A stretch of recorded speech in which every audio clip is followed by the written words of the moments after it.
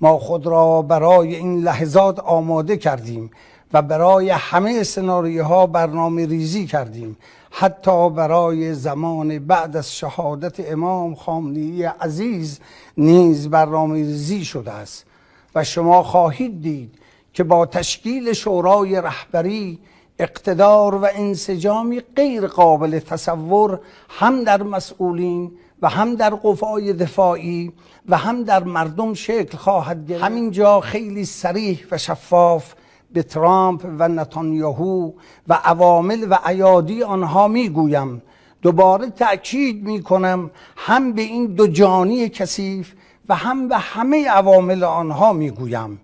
شما پا روی خط قرمز ما گذاشته اید و باید هزینه آن را بدهید. همینجا خیلی صریح و شفاف به ترامپ و نتانیاهو و عوامل و ایادی آنها ضربات هولناکی به شما بزنیم که خودتان به التماس کردن بیفتید.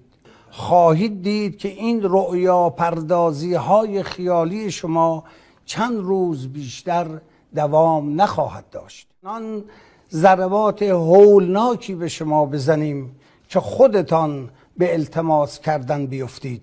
خواهید دید که این رؤیا پردازی های خیالی شما چند روز